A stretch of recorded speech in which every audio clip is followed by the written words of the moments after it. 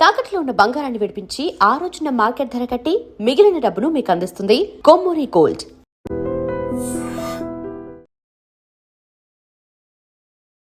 బాబుని ఎత్తుకొని ఎక్కని మెట్టు లేదు, తిరగని హాస్పిటల్ లేదు. ఇంత చక్కని చందమామకి ఏంటి ఈ పరిస్థితి? మరి కడుపులో నుంచి పుట్టిన వెంటనే అలా పుట్టాడు మేడం. ఈ బాబు కడుపులు పడిన తర్వాత ఇలా పుట్టిన వల్ల ఇంకా నాకు ఎలా అంటే అలా ఉంది. మా ఆయన అయితే కేజీహెచ్లో ఏదో అన్నట్టు చెట్టుకి వెళ్ళి కూర్చొని ఏడ్చేవాడు మా ఆయన అయితే. అంటే 9 సంవత్సరాల బాబు అంటే స్కూల్లో ఉండాలి కదా మేడం. నడవలేడు బాబు, నడవలేడు కదా మేడం. వాడిని ఎవరో చూసి భయపడి ఇచ్చి ఏంటి ఎలా ఉన్నాడు అన్నారంట, అంతే. నువ్వు ఇన్ని మందులు రాస్తున్నావు కదా, నేను ఎందుకు మీలా అవ్వట్లేదు.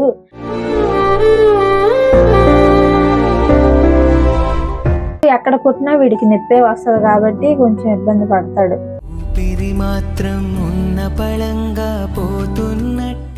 ఈ తల మీద పురుగులు కూడా వచ్చేస్తాయి మేడం, పుల్లు. మా అమ్మ వాళ్ళు మేము 3 ఆడపిల్లలం మేడం. మా నాన్నగారు మొన్న చనిపోయారు, క్యాన్సర్ వచ్చి. మా అమ్మగారు, మా అమ్మ వాళ్ళు కూడా మాకు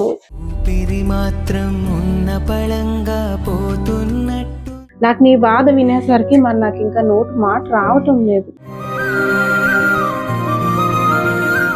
దేవుడా, పిల్లల్ని ఇవ్వకపోయినా పర్లేదు కానీ ఇంత కష్టంతో మాత్రం ఇవ్వకు.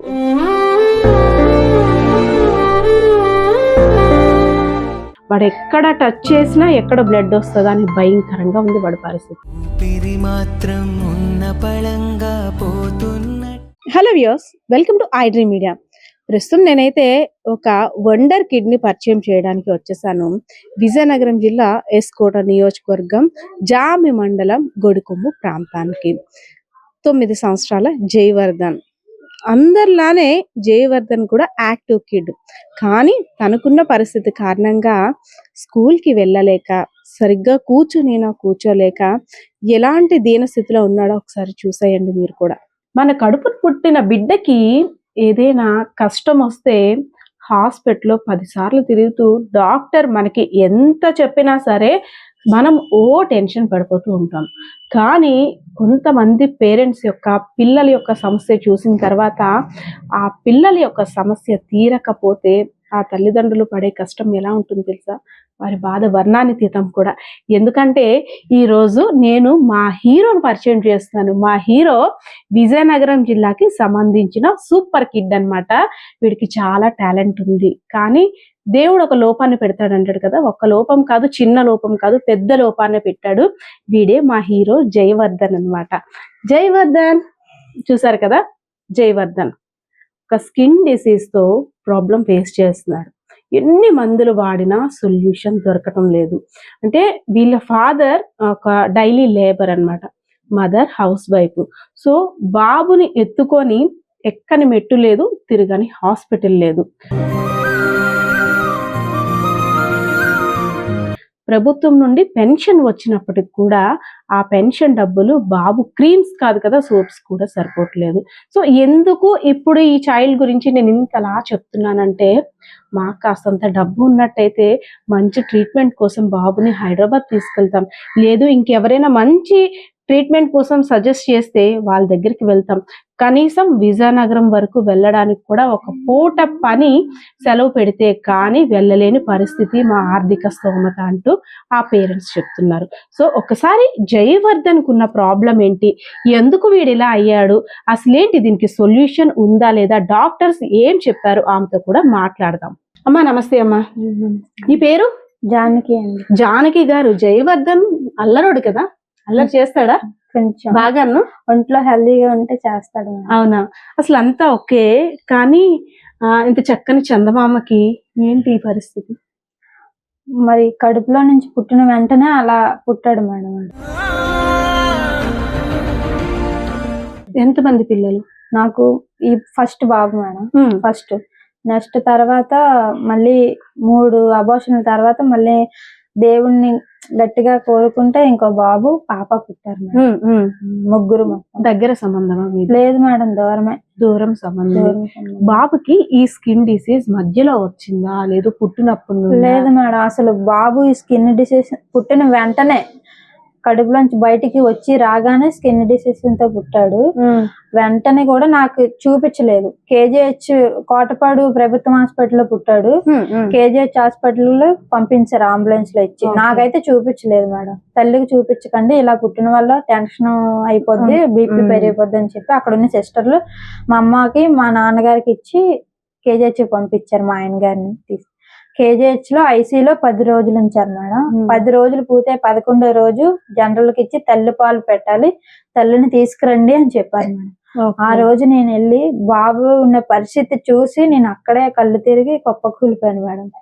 నాకు ఫస్ట్ అది పెళ్ళైన 3 సంవత్సరాల తర్వాత, పెళ్ళైన వెంటనే కాదు, 3 సంవత్సరాల తర్వాత పిల్లలు కావాలి అని కోరుకున్న తర్వాత ఈ బాబు కడుపులు పడిన తర్వాత ఇలా పుట్టిన వల్ల ఇంకా నాకు ఎలా అంటే అలా ఉంది. మా ఆయన అయితే కేజీహెచ్ లో ఏదో అన్నట్టు చెట్టుకి వెళ్ళి కూర్చొని ఏడ్చేవాడు మేడం. మా ఆయన అయితే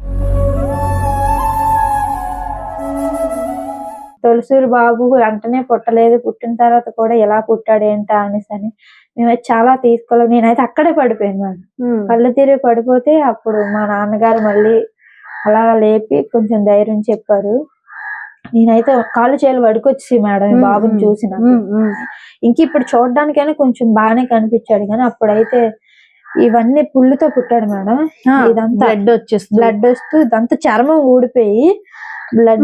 స్కానింగ్స్ లో అప్పుడు తెలియలేదా బేబీ? స్కాన్ లో తెలియదని చెప్పారు మేడం. ఓకే. ఇప్పుడు ఎంత బాబు వయసు? 9 సంవత్సరాలు మేడం. 9 సంవత్సరాల హీరో నీకు? అవునా? ఎప్పుడు నీ బర్త్డే అయితే? July 11 madam. అవునా? అవ్వు, అంత అవ్వాలా నువ్వు? మరి బాగా తింటే అవుతావు. సరే, ఇప్పుడు తింటున్నావా? మరి స్కూల్ కి ఎందుకు వెళ్ళట్లేదు? అంటే 9 సంవత్సరాల బాబు అంటే స్కూల్లో ఉండాలి కదా మేడం.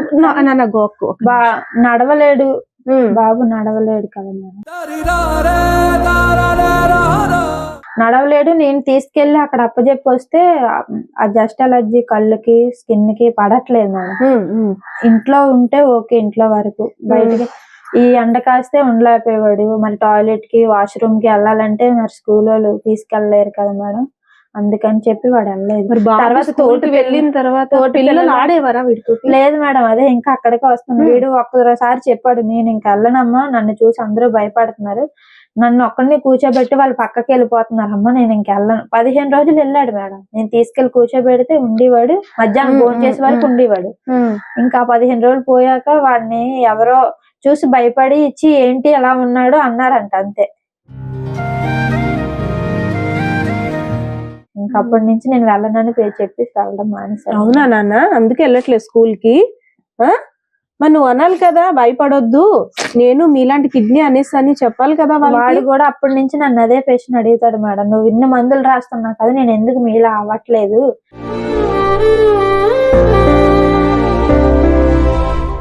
నేను ఎందుకు మీలో ఉండట్లేదు, నేను ఎప్పుడు నడుస్తాను, ఎప్పుడు బయటికి వెళ్ళి ఆడుకుంటాను. నువ్వు గుడ్ బాయ్ కదా, అందుకు నువ్వు ఇలా ఉన్నావు. అవునా? గుడ్ బాయ్ కదా. అలాంటి విషయంలో నాకు వేస్తాడండి. అలాంటి క్వశ్చన్స్ అంటే పెరుగుతున్నాడు కదా, ఎక్కువ అసలు ఒకటంటే నేను ఎందుకు వెళ్ళలేను, తమ్ముడు వెళ్తున్నాడు, చెల్లి వెళ్తుంది, నేనెందుకు వెళ్ళలేను, నేను వెళ్తాను అని పేచి పెడతాడు మేడం. నేను వాళ్ళకి వెళ్ళి. మరి బాబు పాప ఉన్నారు, వాళ్ళు ఎలా ఉంటారు వీటితో? బాగానే ఉంటారు మేడం. వాళ్ళకి అన్ని కలిసే తింటారు మేడం. వీడు తిన్నది వాళ్ళు తింటారు, వాళ్ళు తిన్నది వీడు తింటాడు. వాళ్ళు అయితే అలాంటి వేరియేషన్ చూపించరు, ఎందుకంటే వీడు పుట్టినప్పటి నుంచి వీడితో ఉన్న వాళ్ళు కాబట్టి చూసి ఉండడం వల్ల వాళ్ళు అలా ఉండరు మేడం. కానీ కొంచెం ఏదైనా అనుమంటాను, ఏదైనా చిన్నపిల్లలు కదా తెలియదు, ఏదైనా ఇవ్వకపోయినా వాళ్ళు కొట్టేస్తారు అనమాట బాగా. మరి నువ్వు కొట్టలేవా? అర్రే, నీకు బలం లేదా? మీరన్నట్లు ఎక్కడ కొట్టినా వీడికి నొప్పే వస్తుంది కాబట్టి కొంచెం ఇబ్బంది పడతాడు.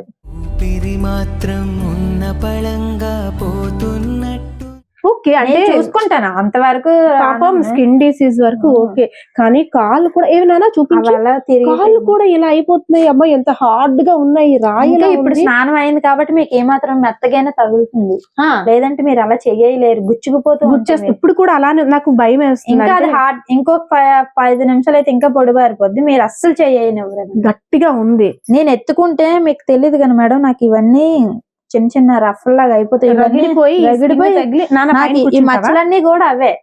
ఈ చేతి ఎక్కువ ఎత్తుకోవడం అవటం నాకు. ఇంకా నా బ్లాక్ స్కిన్ వాళ్ళతో కనిపించలేదు కానీ మేడం, మీకు బయటికి తీసుకెళ్లేటప్పుడు ఎత్తుకునే, మరి అక్కడ ఆయిల్స్ అవి అప్లై చేయడానికి అవ్వదు కదా రోజంతా అయిపోతే, అప్పుడు ఇవన్నీ కూడా మచ్చలు. బయటికి తీసుకెళ్లేటప్పుడు అంటే మన బిడ్డ ఎలా ఉన్నా మనకి బంగారం చూసిన వాళ్ళందరూ అడుగుతారు కదా దగ్గరకు వచ్చి. చాలా ఆ మాటలు మనం వాళ్ళు మంచిగా అడిగినా సరే మనకి చాలా ఇబ్బంది అనకు మేడం. నిన్నే సిచ్యువేషన్ ఫేస్ చేశాను. కలెక్టర్ 100 మంది ఎంతమంది అడిగినా అక్కడ ఇంకా ఒక అతని దగ్గర అయితే ఏడ్చేసాను. ఇంకా అతను ఇంకా చెప్పాలంటే హాస్పిటల్కి ఎలా తిరుగుతాను, గుళ్ళకి కూడా నిజంగా మేడం, పూజలు కూడా గుళ్ళకి కూడా నేను అలాగే తిరుగుతాను. ఏ గుడికి వెళ్తే బాగుంటది అని చెప్తే ఆ గుడికే వెళ్తున్నాను. అందరూ బయటికి వెళ్తే ఇక్కడ చూపించలేకపోయావా, అక్కడ చూపించలేకపోయావా చెప్తారు కదా. నిన్న కూడా అంతే చెప్పారు, కానీ మేము ఆ చెప్పినవి కూడా కొన్ని పాటించాం. శ్రీకాకుళం అన్నారు, శ్రీకాకుళం చూపించాం. అదే సారిపల్లి అనే గ్రామం ఉంది, ఆయుర్వేద అక్కడ చూపించాం. ఎక్కడ చూపించినా మా బాబుకి అయితే రికవర్మెంట్ నాకైతే కనిపించలేదు. ఇంతే ఎలాగే ఉండిపోయాడు. ఫుడ్ ఏం తింటాడు? అన్ని తింటాడా? అన్ని తినగలుగుతాడు, కానీ అన్ని వాటికి పడవు కూడా. తీపు, పాలు లాంటివి నులుబురుగులు పట్టి చెప్తున్నాను కదా మేడం. నులుబురుగులు పట్టేసంటే నొప్పి అని ఏడుస్తూ ఉంటాడు. కూర్చుని దేనే పురుగులు పడిపోతూ ఉంటాయి. అంత బాగా పడిపోతాయి, కింద కూడా పడిపోతాయి. ఆ నులుబురుగులకు కూడా నేను ప్రైవేట్ గా విజయనగరం తిరుపతి రావు డాక్టర్ గారి కాడనే మెడిసిన్ తీసుకుంటాను. మరి అలా కాదు, ఇది ఓకే తడుపుతున్నా, మరి హెయిర్ కి ఏం రాయవమ్మా? ఆయిల్ రాస్తాను మేడం, కొబ్బరి నూనె రాస్తాను. మొన్నే ఇక్కడ హెయిర్ చూసుకోకపోతే హెయిర్ ఇలా పెడిచిలా ఉంటది కదా, దాని పుండు పుట్టి తెల్ల పురుగులు వచ్చేస్తాయి. ఇంత పురుగులు వచ్చాయి మేడం. అవన్నీ చేతితో తీసి క్లీన్ చేసి ఇక అక్కడ అలాగ మచ్చలా ఉండిపోయింది. ఒక 3 months అవుతుందిలే మేడం. ఈ తల మీద పురుగులు కూడా వచ్చేస్తాయి మేడం, పుళ్ళు. ఆ మెడిసిన్ వాడిన వల్ల ఇప్పుడు పుల్లు లేవు, కానీ మొన్నటి వరకు ఉండేవి ఇంకా అక్కడక్కడ చిన్న అవన్నీ నేను చూసుకొని ఎక్కడ ఉంటుందో అక్కడ మందు అప్లై చేస్తాను మేడం. అప్లై చేస్తే అలా ఓకే. లేదు నార్మల్ పిల్లల్లాగా ఏదో ఫుడ్ పెట్టి స్నానం చేసి వదిలేసిన వరకు అయితే అవ్వదు మేడం. ఎక్కడ ఏమున్నాయో చూసి అవి దానికి తగ్గ మెడిసిన్ పెడితేనే ఈ బాబు ఇలా ఉంటాయి. ఇప్పుడు మీరు ఏ ఊర్లో కరెక్ట్ గా ఉంటారు? ఈ ఊరు పేరు అన్ని గొడుకొమ్ము మేడం. గుడికొమ్ము జామి మండలం గుడికొమ్ము. సరే, విజయనగరం ఇదంతా బానే ఉంది, గానీ ఈ బాబుకి నెలకి నార్మల్ గా ఖర్చు ఎంత అవుతుంది చెప్పమ్మా? నెలకి నార్మల్ గా ఖర్చు మెడిసిన్ కాటి కలిపితే ఒక 6,000 పైన అవుతుంది. ఫుడ్ కాక మెడిసిన్. మరి వీళ్ళ డాడీ ఏం చేస్తారు? డాడీ డైలీ వేజ్ లేబర్ పనికి వెళ్తాడు మేడం, వైజాగ్.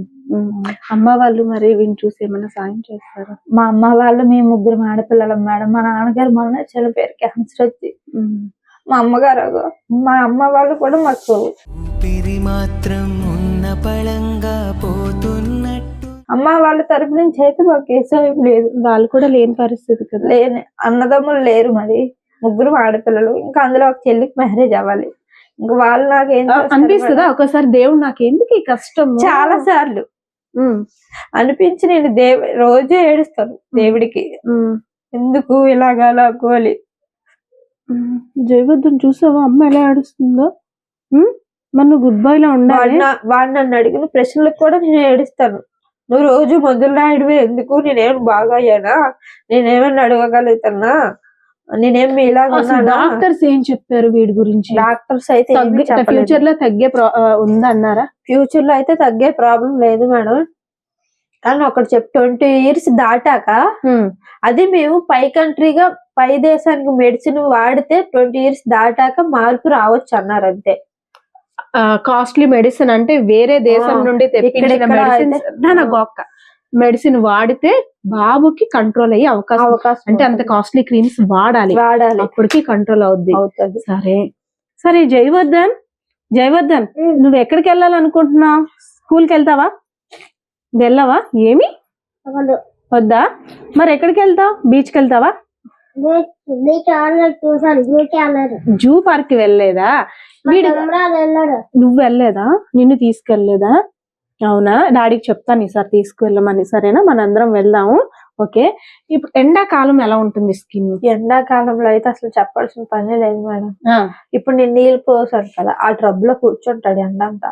అలాగా కూర్చుంటాడు. ఆ ఎక్కువ వాటర్ ఉండే వల్ల చల్లదనం ఉండాలి. ఆ వాటర్ లో ఉండే వల్ల ఒరుపులు వచ్చేస్తాయి మేడం. లేకపోతే మంట ఉంటే ఒరుపులు, అప్పుడైతే ఇంకా ప్రాబ్లం. లేకపోతే మంట, కళ్ళు అదే గుండె తిరగబడిపోవడం అంటారు కదా, ఆందోళన, ఆవేశం పడిపోతాడు. ఈ చాలా ఫాస్ట్ గా కొట్టించుకుంటది. అంటే ఏసీలోని ఉండాలి. కానీ కాలర్, ఆడి కోసమే కాలర్ తీసుకున్నాము. అది వేస్తే వాళ్ళ డాడీ రాగానే వీడిని అడుగుతారా జయవర్ధన్ అనేసి? బయటికి వెళ్తే వీడి చేయి ఎదురు తీసుకొని వెళ్తాడు.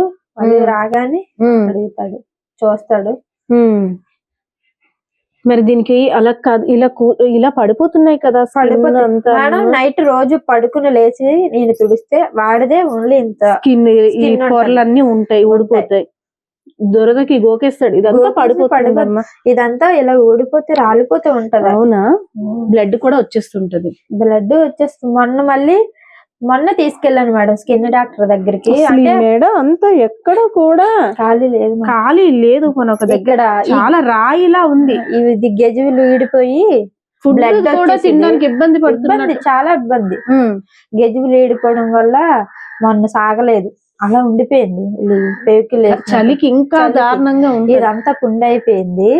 దీనికి మొన్నే తెచ్చాను, అది ఉంది. అది రాస్తే తగ్గింది. అలా వాడితేనే, వాడకపోతే మళ్ళీ అంతే. ఏదైనా కానీ అంటే ఒక అమ్మగా, ఆడపడుచుగా ఏం కావాలి నీ కొడుక్కి? ఏమని అడుగుదాం అనుకుంటున్నాం? ప్రపంచం అంటే అందరూ మంచోలే ఉండరు, అలాగే అందరూ చెడ్డోలే ఉండరు. కానీ కొంతమంది మాత్రం మానవతా దృక్పథంతో ఉన్నారని తెలుస్తుంది కొన్ని సందర్భాల్లో. దానికి ఉదాహరణ మీరే. ఎందుకంటే నేను చూసాను మీ వల్ల నేను ఆ మాత్రం కొంచెం ఫలితం అనుభవించాను కాబట్టి చెప్తున్నాను. ఏం అడుగుతా?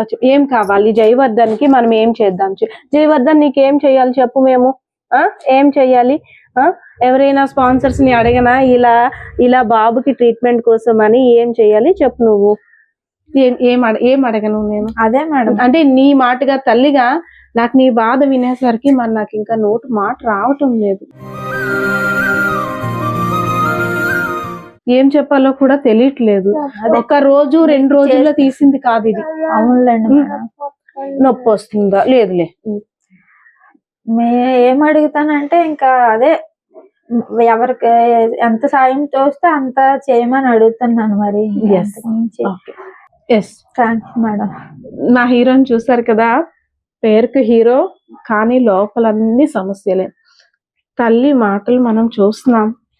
తల్లి బాధ ఎలా ఉంటుందంటే, పిల్లలకి చిన్న కష్టం వస్తేనే విలువిల్లు ఆడిపోతాం. అలాంటిది మన హీరో వేసే క్వశ్చన్స్ కి, చెప్పే మాటలకి తల్లి హృదయం తల్లడిల్లిపోతుంది. సో తల్లి ఒక్కటే అడుగుతుంది, నా కొడుకు బాగా అవుతాడేమో. కొంతమంది చెప్పారు మంచి మెడిసిన్, కాస్ట్లీ మెడిసిన్ వాడితే, ట్రీట్మెంట్ తీసుకుంటే వాడు 20 సంవత్సరాలకి బాగుపడతాడు అనేసి. కానీ అసలు 9 సంవత్సరాల పిల్లడంటే 9 నెలల పిల్లల్లా ఉన్నాడు. కాళ్ళు కూడా వంకర్లు తిరిగిపోయి నడవలేని పరిస్థితుల్లో ఉన్నాడు. సో ఈ పరిస్థితి చూసిన తర్వాత ఈ కష్టం నిజంగా ఎవ్వరికి రాకూడదు. దేవుడా, పిల్లల్ని ఇవ్వకపోయినా పర్లేదు కానీ ఇంత కష్టంతో మాత్రం ఇవ్వకు.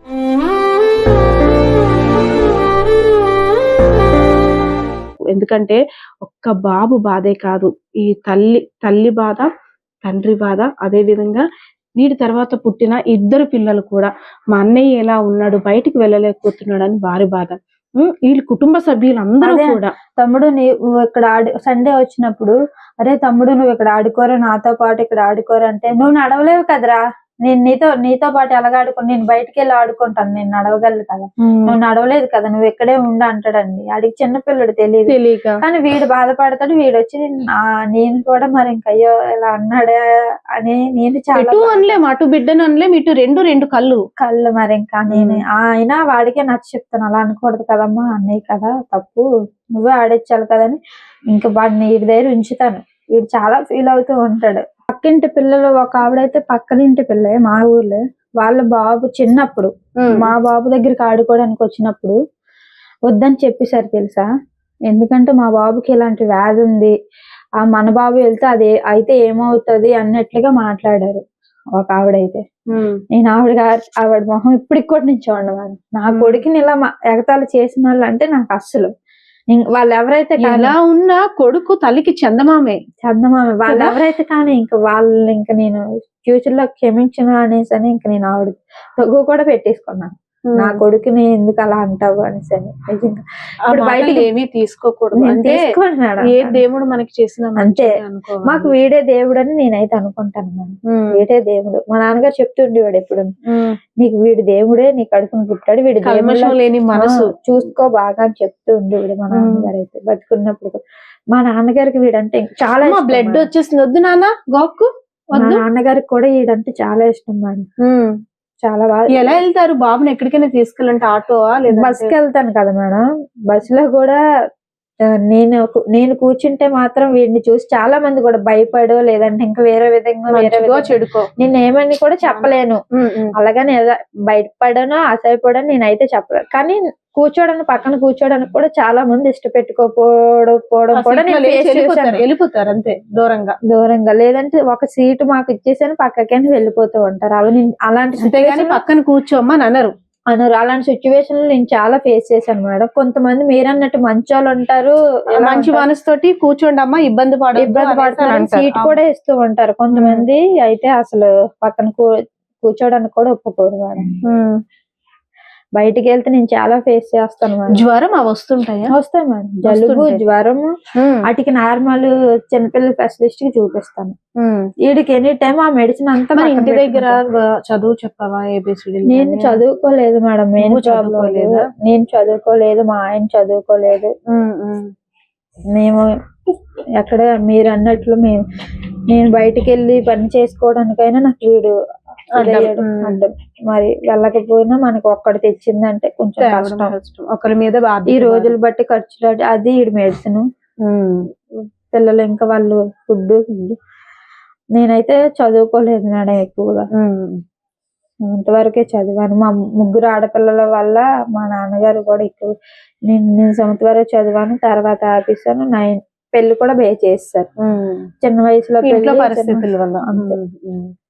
ఎస్, మా సూపర్ హీరోది విజయనగరం జిల్లా జామి మండలం గడికొమ్ము ఏరియా ఇదంతా కూడా. సో ఒక పల్లెటూరు వాతావరణం, పల్లెటూరు అట్మాస్ఫియర్ ఇదంతా కూడా. పాపం వీళ్ళ మదర్ బయటికి ఎక్కడికైనా వెళ్ళి వర్క్ చేద్దామన్నా సరే వీడిని చూసుకోవడానికి పొద్దున్న నుండి రాత్రి వరకు టైం స్పెండ్ చేస్తుంది. వీళ్ళ ఫాదర్ తెచ్చే దీంతో వీళ్ళ 6 మేబీ 6 7, ఎందుకంటే వీళ్ళ నానమ్మ, వీడు, తాతయ్య, వాళ్ళ అమ్మ, 3 పిల్లలు, అందరూ కూడా ఒకరి కష్టం మీదే ఆధారపడి బ్రతుకుతున్నారు. సో ప్రార్థిస్తున్నారు, నా కొడుక్కి సాయం చెయ్యండి అని. ఇంకా మీ దయ మా ప్రాప్తం అనేటట్టు ఆ తల్లి కన్నీరు చూసిన తర్వాత ఆమె మాటల్లోనైతే నాకు అర్థమైంది. సో వ్యూయర్స్, మనం చాలా మంది కష్టాలు విన్నాం, చాలా మంది కష్టాలను తీర్చడానికి కూడా ముందుకి చేతులు ఇచ్చాం. సో ఇలాంటి వారికి మీదైన శైలిలో కొంత ఆర్థిక సహాయాన్ని అందిస్తే మంచి భవిష్యత్తుని బిడ్డ చూస్తాడు. అదేవిధంగా తను కూడా నలుగురిలో ఆడుకోవడానికి, అట్లీస్ట్ ఆడుకోవడానికి వెళ్ళలేకపోయినా ఒక నలుగురిలో తన స్కిన్ డిసీజ్ కనిపించకుండా కూర్చొని వారు ఆడుతున్న దాన్ని కూడా ఎంజాయ్ చేసే అవకాశం మీరు ఇస్తారని అయితే మాత్రం చేతులు జోడించి ప్రార్థిస్తున్నారు. సో ఇంతకన్నా ఇంకా ఈ స్టోరీ గురించి నేను కూడా చెప్పలేను, ఎందుకంటే జయవర్ధన్ చూసిన తర్వాత ఎక్కడ పట్టుకున్నా చాలా హార్డ్గా తగులుతుంది. ఇందాక స్నానం చేసిన తర్వాత కొంచెం మెత్తమెత్తగా ఉంది, కానీ ఇప్పుడు మాత్రం హార్డ్ అయిపోతుంది. వాడు ఎక్కడ టచ్ చేసినా ఎక్కడ బ్లడ్ వస్తుందా అని భయంకరంగా ఉంది వాడి పరిస్థితి. సో వ్యూయర్స్ చూసారు కదా, వీరి యొక్క పరిస్థితి ఇది. మీకు చేతనైనంత సాయం చేస్తారని ప్రార్థిస్తున్నారు. ఐ డ్రీమ్ ద్వారా నేను కోరుకున్నది ఒకటే, నా కొడుక్కి ఎవరైనా సాయం చేయండి. నిజంగా ప్రస్తుతం ఉన్నటువంటి సమాజం దేనికి ప్రయారిటీ ఇస్తుంది? ఆర్థిక సంబంధాల చుట్టూ మాత్రమే తిరుగుతోంది. మళ్ళీ ఎన్నికలంగానే చాలా విరక్తి కలుగుతున్నాం. మంచి అనిపిస్తుంది కదా, లేడీస్ కూడా ఛాలెంజింగ్ జాబ్స్ చేసినప్పుడు చాలా బాగుంటది. ట్రాఫిక్ అసిస్టెంట్స్ గా నియమించిన ట్రాన్స్జెండర్స్ అందరితో సాల్యూట్ చేయించుకుంటున్నారు. ఫుడ్ డెలివరీ ఇవ్వటానికి వెళ్ళినటువంటి డెలివరీ బాయ్ అనిల్ పై కళ్ళ ముందు